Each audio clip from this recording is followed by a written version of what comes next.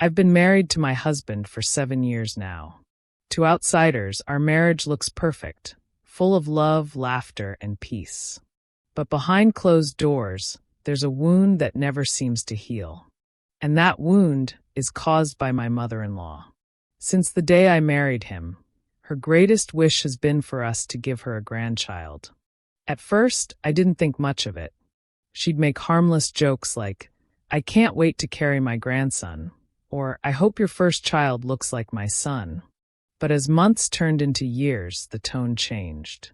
The jokes stopped sounding funny. They became sharp, painful reminders of something missing in my life. It's been 7 years now, and I still haven't conceived. And because of that, my mother-in-law has made my life miserable. She says things to me that no woman should ever have to hear. Words like, "I knew you'd bring nothing but bad luck to this family."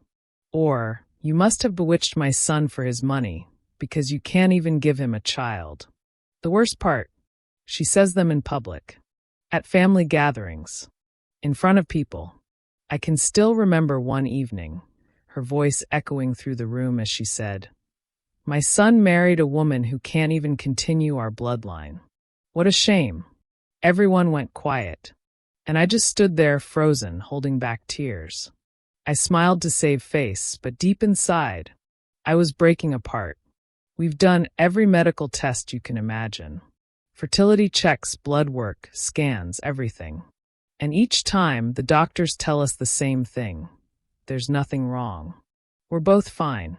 But somehow, month after month, the pregnancy tests keep coming out negative.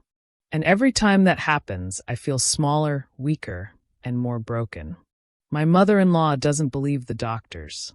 She believes I'm the problem. She says her son should find another woman, someone fruitful. She even told him, "If you love me, give me a grandchild before I die, even if it means having one with another woman." Those words haunt me every day. Sometimes my husband tries to defend me, but I can feel the tension he goes through. He's torn between the woman who gave him life and the woman he chose to build a life with. And sometimes I can see it in his eyes, the confusion, the frustration, the silent guilt. He doesn't say it, but I know the pressure is affecting him too. I've done everything I can to please her. I've cooked her favorite meals, cared for her when she was sick, even endured her visits when I knew they'd end with insults. Yet no matter how much I try, it's never enough. She still finds reasons to make me feel like I don't belong in this family. There are nights when I lie awake crying silently beside my husband, asking myself questions I can't answer. Why me? Why is childbirth so easy for some and so difficult for others? Why does love have to be tested this way? I'm mentally and emotionally exhausted. Sometimes I feel like giving up. But something deep inside me keeps whispering, "Hold on." Maybe it's my faith. Maybe it's hope.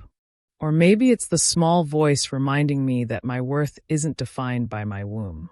To every woman out there who's been called barren, to every wife who cries silently while pretending to be strong, please know you're not alone.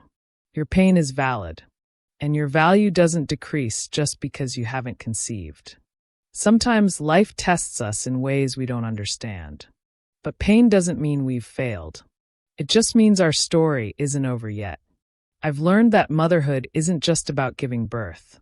It's also about nurturing love, spreading kindness, and holding on to faith even when it hurts.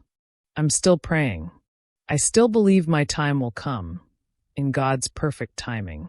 But until then, I'm learning to find peace in the waiting. To any woman listening to this who's walking the same road I am, please, don't lose yourself in the noise. Don't let anyone's words make you feel less than enough. We all have our own journeys, and sometimes the delay isn't a denial. It's just preparation for something greater. But I'll be honest, I'm still struggling. The pressure, the insults, the emotional pain, it's getting harder each day. So please tell me, if you were in my shoes, what would you do? Would you stay and keep fighting for your marriage? Or walk away to protect your peace?